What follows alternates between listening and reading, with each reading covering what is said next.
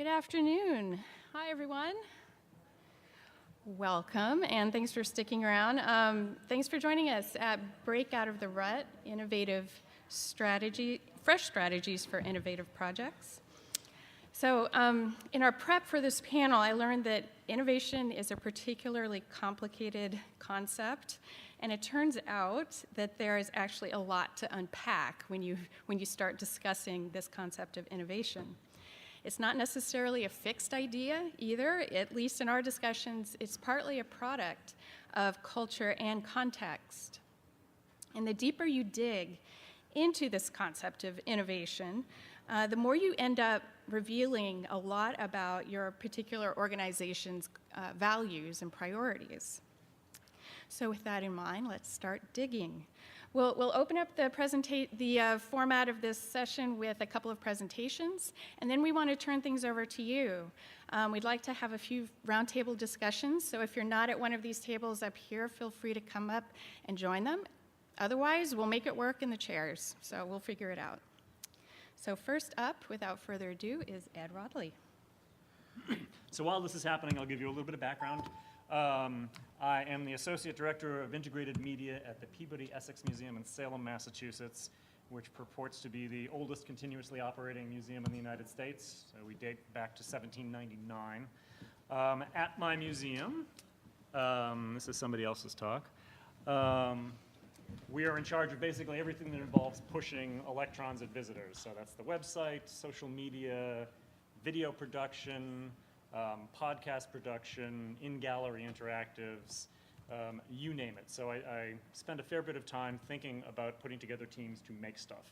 And what I wanted to do, yeah, that's the right one, was talk specifically about what we actually do or can do before we actually do any of the work. So what I want to talk about is specifically geared at people who are essentially project managers, in terms of ways of thinking about getting stuff done to make innovative work happen. So this is something we talk about all the time. But what does it actually mean when you're trying to get it done? So what I'd like to do is talk about 4 opportunities to innovate before you actually begin doing the work. Talk about 5 different dialectics that always seem to crop up when I'm thinking about putting together teams to do stuff, and leave you with 5 questions in 8 minutes. So, one of the great things about thinking about new projects is that they are opportunities, right? They are opportunities for encouraging managers to treat their own work as creative work, not just trying to get a product done, but the actual process of getting that work done can also be an opportunity to experiment. And in my institution, and probably in many of your own institutions, trying to get that to be more the norm and not the exception. Like, hey, we're going to try something different this time. Why aren't we experimenting more and making that more part of our DNA? New projects are also a great opportunity to empower your staff, to think of themselves as experienced designers rather than just doing the thing that they have always done. And in a field that has traditionally low pay, okay benefits, being able to give people professional development of any sort is a great way to actually retain and train staff. Building digital literacy. How many people work at institutions that they would say are adequately digitally literate? You work at Stanford, get out of here. Anybody else? No, okay. Baking that into all of our processes is something that really needs to be something that we all spend more time doing. And then mostly, like creating the workplace culture we want to actually live in rather than the one that we currently do live in. Okay, so when I was thinking about this presentation and we were having these very interesting phone conversations talking about, oh, that's what you mean when you say innovation? That's not what I mean.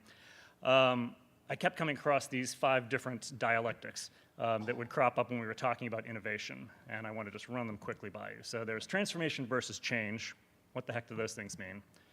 Design versus tradition. Hierarchy versus network. Literacy versus fluency. And then last, culture versus values. Okay, so how does that work into thinking about doing new work?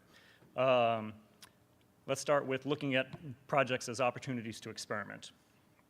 Which gets us to our first dialectic, transformation versus change. So when we talk about innovation, that's like doing things differently.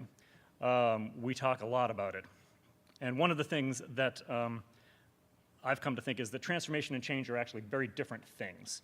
They both involve doing things differently, which is one thing they share in common, and which is one thing that, as Marcia Tucker pointed out, makes people uncomfortable, right? We hate doing things differently. That's why most people don't.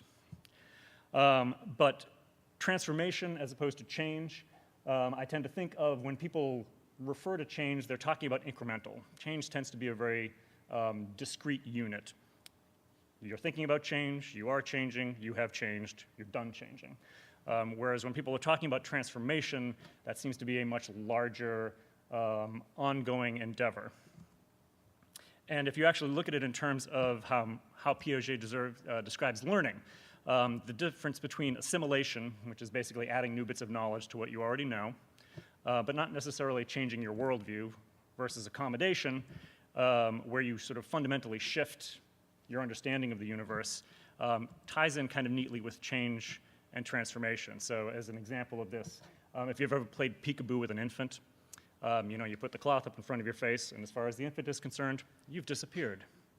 And you take it down again, and it's like, oh, you've reappeared. When you get to accommodation, that's the point where you realize, like, oh, Dad is still there, even though I can't see him. That is transformation. Change, I think you can accumulate lots of little changes to get to the point of transformation, but they are fundamentally different things. And one of the things as a project manager you're always trying to do is figure out your scope. Is this project this big? Is this project this big? Is it this big? So that becomes very important, I think, to have in your mind at the very outset. The next one is network versus hierarchy. What kind of power relationships are you thinking about encouraging, strengthening, decentering? Becomes very important. If you were at MCN last year, Catherine Bracey posited that the change from hierarchical organizations to network organizations, what did she call it? The dominant theme of this current era. And I think there's a lot of truth to that. So one thing to think about in scoping new work is what kind of relationships are you trying to build?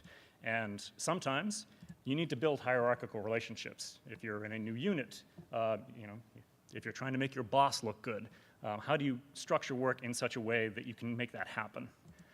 Sometimes you need to adopt a more rhizomatic approach, which is sort of the network model, right? Power doesn't really correspond to status, but in how well connected you are to other people. So most of my days I spend working in a hierarchical organization. For the week that I'm here, we're all engaged in basically a much more networked organization where your status is fundamentally tied to how much you can connect with other people. And if you are trying to, say, get two departments to work together who historically have not gotten along terribly well, then thinking about a hierarchical approach is probably not going to get you where you want to go. All right. Second, empowering staff to think like experienced designers. Do I need to talk about experienced design at all, or is that vaguely familiar to folks? All right. So, dialectic 3, design versus tradition. I was at an experience design conference last year where Johanna Koljonen posited that the opposite of design is tradition. And the minute she said this, you could hear like 100 people in the room all scribbling and typing. And I thought, oh, why is that true? And one of the challenges we have, particularly in conservative organizations, is the burden of tradition. All the museums I've worked in have been generally very bad at documenting their processes. There's a tremendous amount of unspoken, informal learning that has to happen before you actually fit in at the organization. And that is a huge cost to doing work, and it's a huge cost to doing new kinds of work, because it takes years to figure out how the hell does my museum operate. So being mindful of, well, first I would flip this around and say that the opposite of tradition is design. So starting at the outset, hopefully Johanna doesn't mind that I did that bad thing to her. We're all about designing experiences, but we never design our own experiences, or we don't devote the same amount of resources to designing our design processes as we do the final product. So if you think about it, if you think about project management as experience design, team meetings are magic circles, right? If you know game design, the idea that when you're actually playing the game, you're in a magic circle. There's no reason why you can't empower people in team meetings to try on new roles. Get them to innovate by making active choices and not just showing up and waiting to see what the minutes of the meeting reflect. Getting them to challenge elements of tradition to solve a problem. It's a really great exercise to actually ask people, like, why do we do things that way? Because sometimes no one may know the answer, which is probably an indication that that's a process that's ripe for innovation. And then last, what are the designable surfaces? So this is something experienced designers talk about all the time. What are the designable surfaces? The answer is everything. The table, the chairs, the room you're in, whether you're in a room. These are all things that you have the ability to tweak as a project manager, and it's worth looking at. So the magic circle, just for folks who aren't familiar with it. I work in Salem, Massachusetts, but this is not the magic circle I'm talking about. This is the magic circle I'm talking about, the thing you're designing. So when you think about it, we spend a lot of time thinking about the product, but there is the layer around the product, which is people's experience of that product, which starts before they get there and continues after they leave. This could also be your meeting. Everybody comes in with their own experiences, and they leave with their own experiences. And then there's the larger culture that we all swim in that exists even beyond that. And so your journey through this, you come in with a bunch of expectations before you even get there. To use the two feuding departments model, everybody comes in with the expectation like, oh, collections, they're really hard to work with, or, ooh, curators, this is going to be terrible. They have their brief time together, and afterwards they have a period of reflection, and hopefully they have a chance to actually turn that into memory. And theoretically, you hope they're changed, both by being in the process and by having the chance to reflect on it, if you actually build it that way. All right, third opportunity, building digital literacy. This dialectic, literacy versus fluency. A lot of times, particularly when I speak to executive leadership, I'll often hear them mention some form of the, oh, well, we're a museum, we can't afford to hire people to build this kind of stuff, therefore, and they confuse that with literacy, when really what they're talking about is what I would consider fluency. You need to have people who are fluent in the technologies, right? You need developers, programmers, videographers, sound engineers, if you're actually going to make the stuff that is beautiful and sings and speaks to your audience. But there is also this additional need for literacy that gets kind of hidden in that, like, well, we don't have a shed load of developers, so we're just going to keep doing things the way we've always done them. And obviously, literacy is important. That's why I asked you earlier who felt they worked in literate organizations. The New Media Consortium has identified digital literacy as essential to improving technical infrastructure and workflows. And particularly, the digital literacy needs to extend not only to museum leadership, but to board leadership, which is kind of a huge challenge. So what does that mean? I actually spend a lot of time doing other people's professional development in my day job, which was not something I signed up for. So what it looks like at PEM is creating projects to actually give people experience working in digital spaces. So whether or not we actually are committed as an institution to having a strategic partnership with Wikipedia, giving people the opportunity of what does it look like to work in a space that is a born digital space. Google Art Project collaborations are great for teaching you, like, people do this stuff very differently in the for-profit world than we do it. Straight up professional development, actually bringing in people. Like, how many of you have what you would consider a robust professional development program? Yeah, me neither. You still work at Stanford. Stop that. The straight up cultural transformation of just incorporating digital into existing workflows. And lastly, staff empowerment. People already know a lot of stuff on staff that they don't have the opportunity to share or they don't feel is valued. So creating an opportunity, so I oversee social media at the museum, and we started doing a bunch of brown bags just to try to raise people's level of awareness of, like, how do you use Facebook? How might a professional use Twitter? And it has evolved and morphed several times to cover things like, how do you take better pictures with your digital camera? We do stuff now that has nothing to do with social media. What was our last one, Melissa? Was that Google Apps? Yeah, so the fact that we're providing any kind of professional development has created an appetite that wasn't even, nobody knew they had an appetite for this stuff until we started doing it. And they're like, oh, well, next time, could you do this? So a corollary to this also, though, is It's not just digital literacy. As we're hiring more and more people who have skill sets that are outside of the museum sector, there's this level of museum literacy as well that people are lacking, and my sense is the trend is we will be hiring more and more people who know less and less about museums. So keeping that in mind, not only how do you build people's digital literacy, but how do you increase their literacy of what everybody else does in the organization, I think is a great opportunity to do interesting work. And last, creating the workplace culture you want. I'm going to say something in a second that will probably run contrary to what lots of other people have been saying about culture versus values. We talk a lot about values. And like Jan Gunnarsson, I think values really have a tendency to just be bullshit. We all talk about them. We don't actually have them, I don't think, at my museum. Do we have a formal value statement? Vision, mission, strategy, no values. But from his slide here, you can see 93% of Swedish nonprofits profess to actually have a formal value statement, and less than 20% could actually say their organization lived up to those values. Because the important thing is not the values themselves, but how you actually manifest them. And that is what I would call culture. That is the day-to-day stuff. Like Peter Drucker said, culture eats strategy for breakfast. Culture eats just about everything else. It eats values, it eats vision, it eats organization. How you actually spend your days doing your work will drive pretty much everything else. If you have great values and a crappy workplace culture, you're probably not going to have terribly happy people. The other nice thing about having the kind of culture, particularly when it comes to digital technologies, having that kind of culture will allow you to operate without a lot of the other formal frameworks that people love to sort of cling to. So that Nick Poole said a few years ago, a digital culture will get you a lot farther without a digital strategy than a digital strategy will get you without a digital culture. And that is true. I've seen that played out over and over again.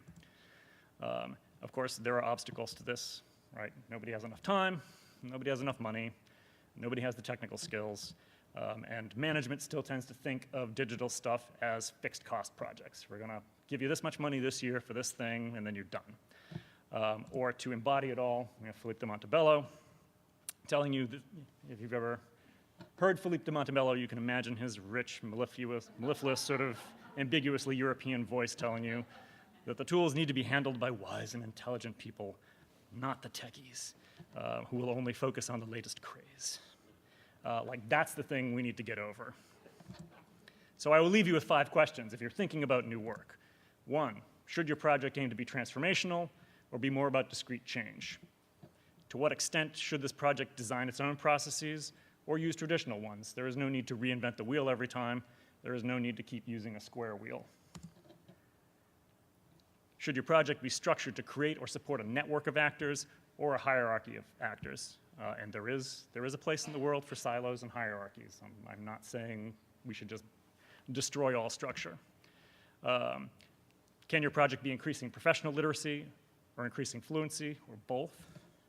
And last, how is this going to actually create the kind of culture that manifests the values you either have or the values you wish you had?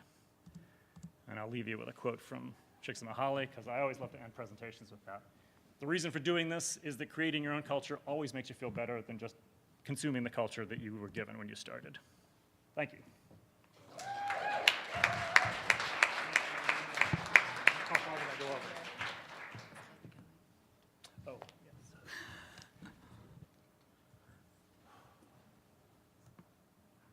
Okay, kia ora.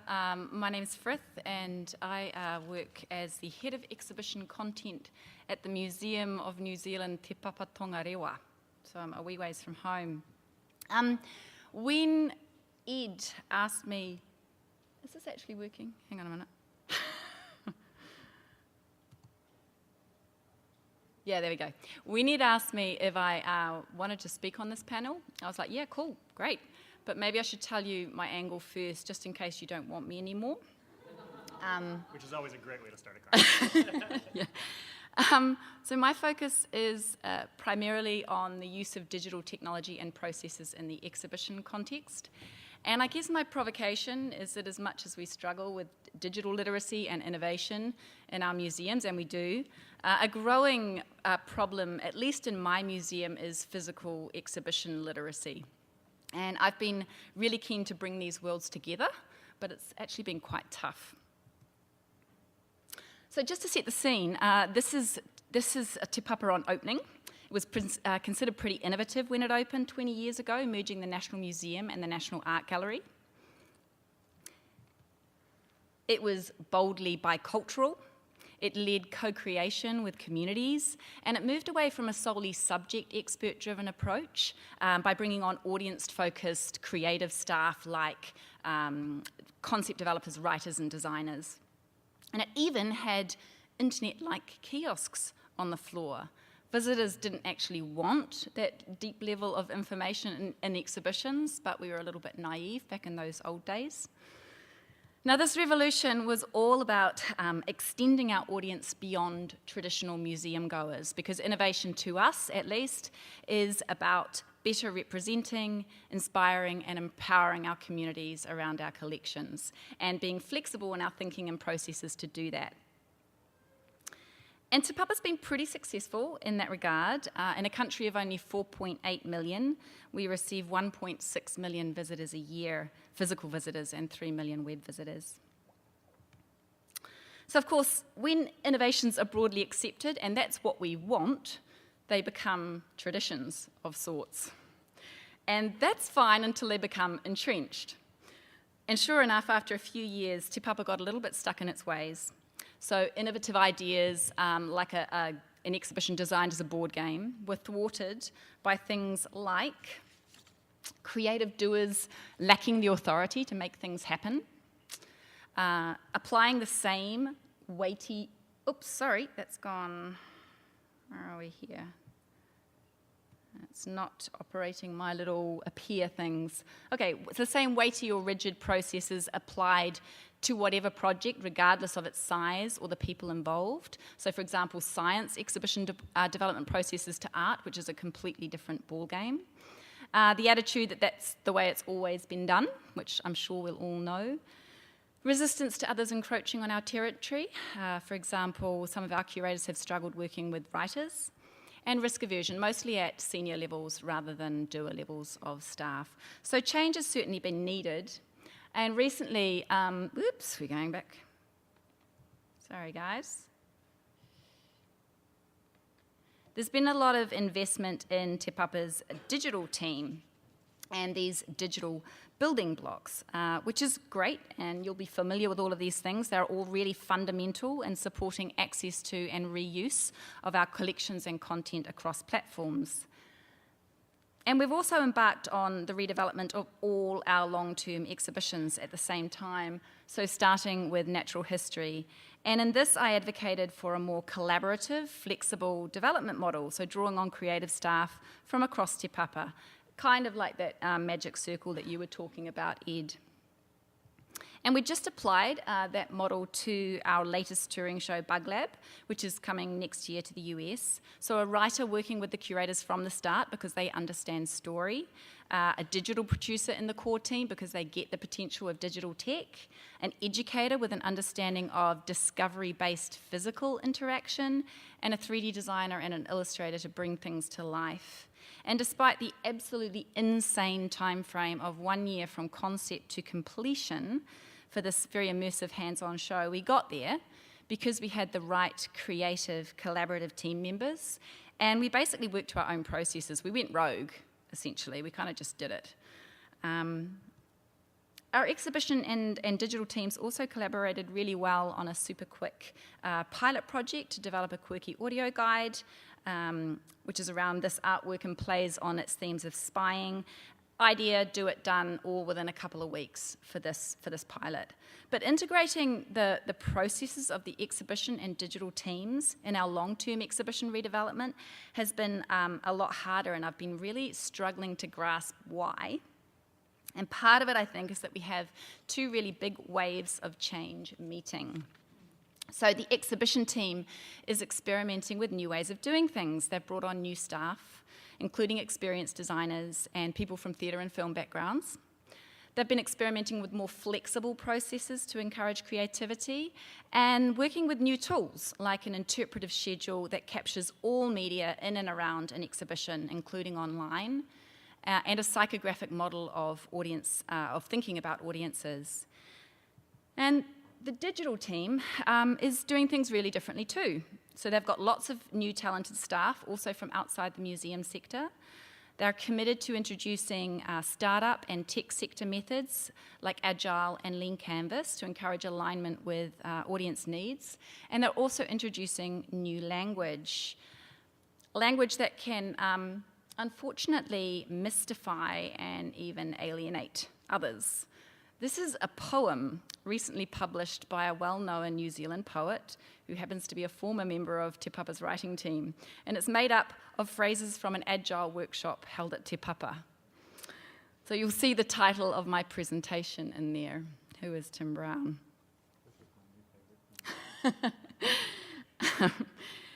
So if you're a physics major, you may know that when two waves meet in the same medium, they interfere. They either both rise higher, which is constructive interference, or they cancel each other out, destructive interference. So clearly we want to be in the constructive space here, but we're kind of struggling to get there, perhaps in part because so many people are new at all levels of the organisation. Now that newness represents huge potential, but also a growing gap around some of the fundamentals of exhibition literacy, to the point where I think we probably have more people who are unfamiliar with the three-dimensional exhibition context than are unfamiliar with the digital context. And I think we do need to remember that we've been living in a strongly digital world for 20 years now. So everyone wants a great audience experience, but those new to the exhibition setting sometimes don't know that a large body of existing audience research can inform us about many things, like ideal content depth and positioning. So yes, we absolutely need to test and prototype, but only the things that we don't know. That people don't come to exhibitions with the same sorts of defined user problems that they have online. Exhibitions are storytelling environments, and in that sense, they're similar to theatre and film. Particularly in history and natural history settings. So creative vision is really central to ideation, and tools like Lean Canvas, which start with a user problem, aren't always the best fit. In particular, we can't assess individual interpretive solutions out of context of the whole exhibition experience. So it's not so much about the best solution in each instance, but about a great balance of flavour overall. There are multiple ways to tell any one story after all. Also, firm exhibition opening dates, and I've gone too far again. Don't know what happened there. Firm exhibition opening dates and the need to build large physical infrastructure mean that waterfall project management has a strong place. So some elements can be fully agile. You can change a screen out super easily. And art shows are pretty flexible too. But a large physical interactive in a history or science show isn't so easy. You have to pin it down much earlier. Countering that, exhibition teams need to learn from a digital model too, and where possible, see exhibition elements as living things that should evolve after opening, informed by visitor data.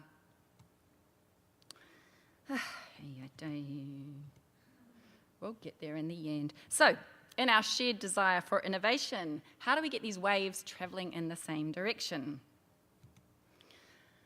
Big picture first. I'm gonna debate you here. So people can only deal with so much change at one time. So while the radical transformation that took place when Te Papa opened, I think, was necessary, for our museum, at least today, which isn't broken, I favour tweaking over transformation. Over the past 7 years, we've actually had 3 CEOs and 3 restructures. So we've experienced so many waves of change that it's almost become a barrier in itself. I'm for continuous change, which is maybe what you mean by transformation, Ed, but not turbulence, which just totally wipes people out. Expose the thinking and the language. So as tiresome as it may feel to be explicit about the criteria and the processes that we use, because they're second nature to us, we need to make them clear to others who are new to our area early in the project. Otherwise, they may well think that there's no method in the madness, and we end up with all sorts of miscommunication. Let's not fall too much in love with a particular process, whether old or new. And let's not confuse those tools, whether they're waterfall or agile, spreadsheets or stickies, with innovation itself. The proof is in the product and the audience response to it.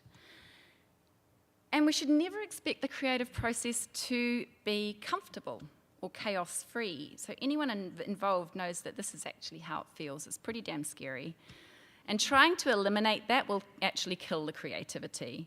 And because some of our most creative people have the greatest self-doubt, as leaders, we need to give them permission and help them to be okay with that.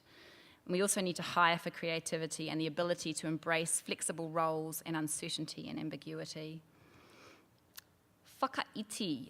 This is a concept in the Māori world. Whaka, to make iti small, to make yourself small. So when we enter a new domain, we need to be humble and listen and watch and ask questions. That's how trust builds. And finally, if all else fails, just friggin' dive, because the wave will pass and you'll probably come up alive and it'll all be okay. Kia ora. By the way, I have absolutely no idea who Tim Brown is either. Kia ora. That's me.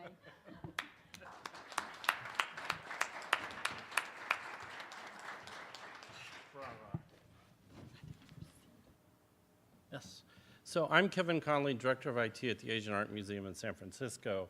And I'm going to spend a few minutes and walk you kind of through our innovation strategy, which is fairly new to the museum. And so we're kind of in the middle of trying to figure it all out. So just a little background about the museum. The museum opened in 1966, so we're 51 years old, a year older than MCN. We're dedicated to specifically Asian art and culture. And we're located in Civic Center, which is right across from City Hall in San Francisco. And we've been in the building since 2003. The building was originally built as the San Francisco Public Library and is 100 years old this year and was retrofitted as a museum in 2003. So you can imagine what kinds of issues there are around a 100-year-old building and a modern museum. And we have approximately 210 staff, depending on which day you count. So for us, we defined innovation as a continuous wave of ever-growing tidal waves. And we've identified each of those as foundational, incremental, transformative, and disruptive. And currently at the organization, we feel we're in the transformative stage of the process. I'm going to go into a little depth about how we got there and what's defined in each of these categories. So for us, on the foundational component was understanding the challenges and status of our current systems. And in 2012, the leadership of the organization decided that the organization had to change. It could no longer continue to operate the way it was at that point. And they did an IT audit at that point and identified IT as being one of the largest problems that they had at the organization. And that led to creating a roadmap to change that technology, which included growing staff, both the IT and digital staff, developing a new website, updating and changing core technologies, and addressing digital literacy, which we're continuing to do as we go forward. One of the outcomes of that was creating a digital vision and value statement for the museum. And I'm going to, just a second, whoops. So for us, the 6 to 160 rule, that was very important for us to make sure that technology is easy to use. In 2015, when this was put together, we actually had more members over the age of 100 than we had in their 20s. So looking at technology that we were looking to put in the galleries and to provide to the visitors was important because we had a significant age group that was very old. So layered content, one of the pieces that we wanted to do is to look at, you can only deliver so much content in a gallery, and we want to be able to create ways to access information beyond what's just on the label. So one of the pieces that we've identified is to include that in every project that we work on that's digitally related. ADA and multilingual, that we want to make sure that all of the content that we deliver and the digital tools that we're using are following ADA compliance and multilingual. For San Francisco, we actually have a language ordinance by the city that requires us to provide basic information about the museum, like museum hours, in 5 different languages. So it's very important that we incorporate that into what we're building.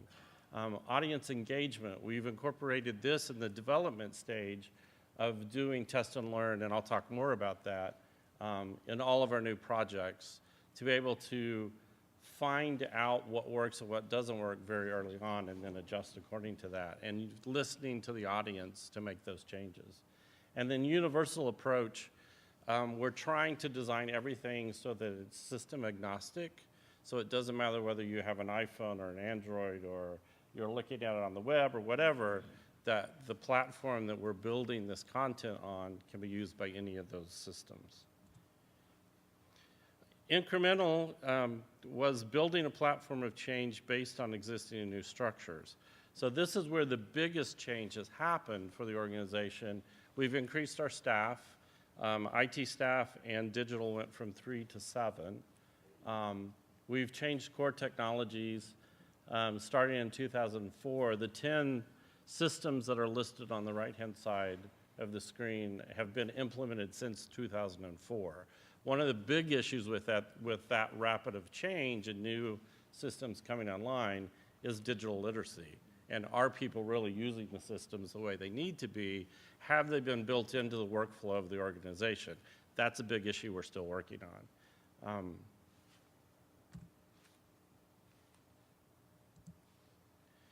So the transformational stage, which I said we're in currently, is creating new experiences. So one of the pieces that we're working on is a new system architecture for content delivery, and the diagram on the right-hand side kind of is the diagram of the workflow of the content information flow.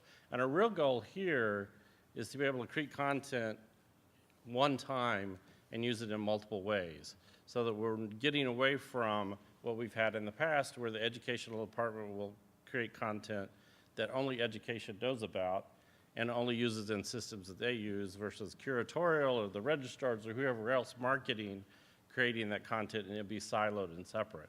So what we're looking at is being able to create that content universally and deliver it across platforms for the organization. I included some links in here. We don't really have time to go look at them, of some of the new technology that we've used, but if you'd like for me to email you the slide with the links to it, I'd be happy to share that with you. One of the big things that we've done is to define and create a digital exhibition guidelines in digital experiences inventory. I'm going to go into more detail on that in a minute. And then, of course, the last stage of the 4 waves is disruptive. And the plan there is to create a new paradigm to turn the museum and industry upside down. That's kind of our goal in our future. Who knows what that's going to actually look like, but that's the plan, and that's the direction that we're moving. So what are some of the key elements to success for us? One of the big ones was board and executive initiative and support, and the fact that they, in 2012, made the decision that we needed to change the way that we operated, and put their support behind that, and created a new business plan, and created an IT assessment and roadmap, which kind of defined where we needed to go as an organization. And then actually acting on that. So new investment into both time and money for staff, increasing the staff, and making IT and digital an organizational priority. One of the big things that's been successful for us is cross-departmental staff teams.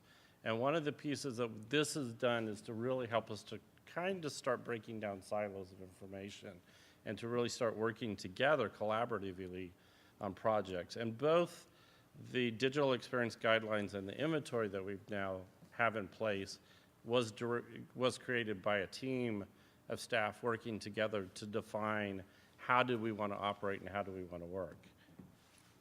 And this is a screenshot actually from one of the pages in the digital experience guideline, and you can see where it's showing how digital components should be put in exhibition space and on the floor.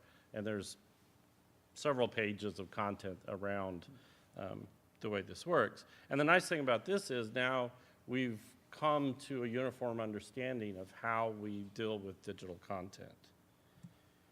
And then this is a screenshot of the table of contents from our digital experiences inventory. So these are the 9 delivery mechanisms that we've created. Each one of them can be changed and modified depending on where the content's being delivered or how the content's being delivered. And then, of course, what are some of the barriers to innovation? Again, silos have continued to be an issue with the organization. Between the distrust and the guarding of information, between whether it's education's information, it's curatorial information, or whether it's exhibition information, and trying some of this process that we've been doing and putting together actually a strategy around innovation has helped us again start breaking those down. One of the issues that we had was the duplication of technology in the past. We had departments that were going out and doing their own thing, finding their own technology, bringing it in-house. As an example, at one point, actually just 2 years ago, the museum had 3 different mass marketing email systems that different departments were being used and maintaining content and information about members and students and whatever that content and information needed to be at multiple places. So we've now unified that into one mass marketing email system. And technology not being used to its full potential, which goes again, I think, to some of the digital literacy components, because people didn't know what the technology could do for them, so there's been a huge number of manual workarounds that the organization and staff has done. And one of the things we've been working on in this digital transformation is trying to automate as much of that and build efficiency into the organization. And digital literacy for us, to a point, equals the efficiency that we're gaining as part of that process. One of the other issues was trust and communication. Communication in the organization has been a struggle, and I think a lot of museums struggle with that in trying to get all of the staff to understand and know what's going on across the organization. And the process of decision-making, where we've had issues with whether is this decision a consensus decision that we're getting everybody's involvement in to make the decision, or is it the expert in that particular area going out making the decision and then reporting back to the organization about here's where we're going, this is the direction that we're doing. And then, of course, the big one that we all deal with is funding. There's never enough. You could always use more funding, you always use more staff, and then changing priorities. And I think the challenge for us right now is to make sure that IT continues to stay a priority with the organization, and we continue to focus on it and make sure that we don't get to the point that we've been in before 2012 and get back to the point that we're having to play catch up with technology, but that we're staying ahead of the game. So that's kind of our strategy and the direction that we're going with innovation, and hopefully that will give some people ideas of how to move forward. That's my presentation.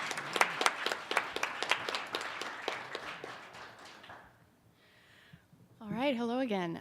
My name is Ariana French. I'm Director of Digital Technology at the American Museum of Natural History in New York. And this is a bit about us from a digital perspective. We are mostly digital. We have about 5 million visitors through our doors every year and nearly 10 million visitors online. Organizationally, we have one core digital team. That's the team that I work on. But we do have a number of pockets of digital development happening throughout the organization, which is to be expected. We're over 1,000 people, 1,000 staff, researchers, curators, and scientists. And so sometimes we get some really interesting innovation also coming out from other areas in the museum. Most of this innovation that we see outside across the museum is really very specific, so it's targeted for a specific use or a specific audience. So when we started talking about this panel, and I started thinking about, well, how do you talk about innovation? I mean, it's not really one size fits all. And so I started asking around at AMNH, and I heard a couple of common themes. I heard, well, innovation is trying out new methods, new processes, maybe new technologies, or maybe it's solving old problems in new ways.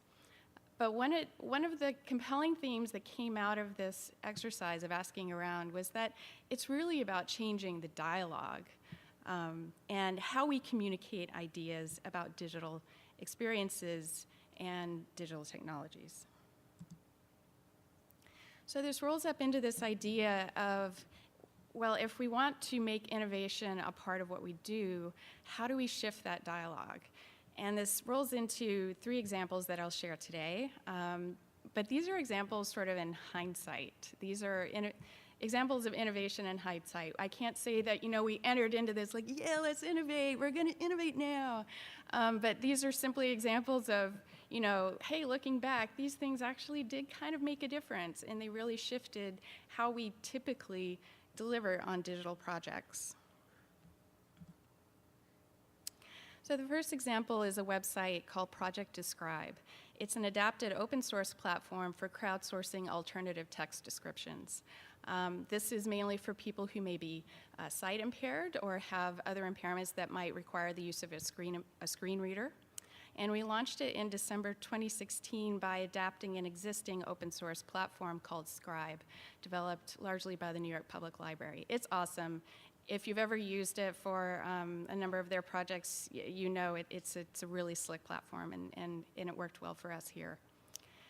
So in the example of adapting this platform for this particular task of simply crowdsourcing alternative text descriptions, I kind of wondered, well, why did this work? Sometimes we don't have the best track record of injecting a brand new idea into the room when it comes to solving a problem. So some ideas that I came up with were that there was a low visibility of the task. In other words, this was a site that was separate from amnh.org, and it affected content that a subset of our visitors would see. And we also positioned this as a pilot project. So I suspect that many of you have done this as well in trying to get some fresh ideas out the door. Well, it's just a pilot, it's not permanent. And somehow that makes it somewhat more acceptable. Certainly the case here. And it was also perceived, I think, by a number of our stakeholders as a low-risk project as well. The second example of where we have seen innovation happen in our digital team is the use of A/B testing. So about 18 months ago, we adopted a platform called Optimizely. And I'm just curious, in the audience, has anyone ever used Optimizely or a similar A/B testing platform?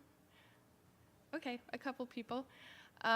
It's actually really turned things around in terms of how we make some decisions in our digital projects. So it's helped in everything from, well, what color should we make our buttons, to what should the visitor experience be, and how do we build out a long-term digital strategy in our digital roadmap. So grounding things in this idea of, well, if we're unsure, let's test it, has made some space in terms of some of the innovative approaches that we've been able to make. And I don't know that it would be possible, or at least as palatable, without the help of an A/B testing platform like Optimizely.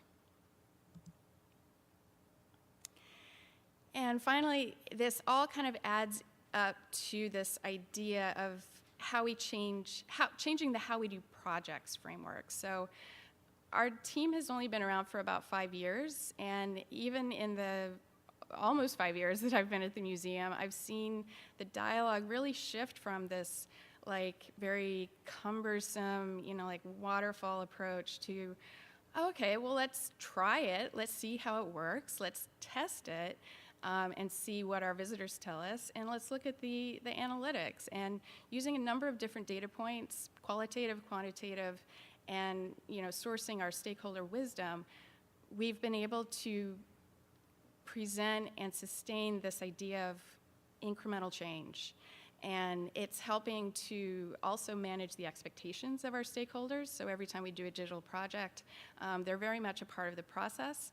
And the decisions that they're making are smaller, so they're not also subject to as much risk as they might be in the traditional waterfall approach. This has also led to the introduction of an idea called we call it the never-ending project. Developers call this continuous integration or continuous development. But it does just conceptually, in this dialogue shift, present new opportunities along the way for innovation as opposed to just dropping a launch of a project, a website, a kiosk, an app, or whatever, and saying you're done.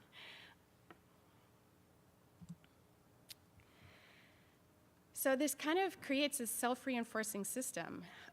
The smaller the change, again, the easier it is to get this buy-in because you need it along the way, and you need it, to Kevin's point, for that ever-important question of funding. So the more opportunities for incremental improvement that you can introduce to stakeholders, the more opportunities you also have to solicit buy-in and funding. These smaller changes are also much easier to test. So going back to this idea of A/B testing, it grounds everything in, well, we'll see what the data tells us. In other words, we all might have different interpretations of that data, but at least we have something that we can refer back to as a benchmark for further development. So all of these things, the testing, the experimental mindset, and shifting the dialogue really rolls up to simply more opportunities for innovation in smaller steps. And that is it. Thanks so much. What time is it? Almost 5. So, okay, well, we had really hoped there would be some time for roundtable discussion, but we have run out. So my apologies for that, but hopefully you'll take some of these ideas. I hope you're inspired by our panel discussion today, and please come ask us. Are we all going to be at the reception this evening? Yeah. Yes. So hope to see you around, and thank you so much for joining us.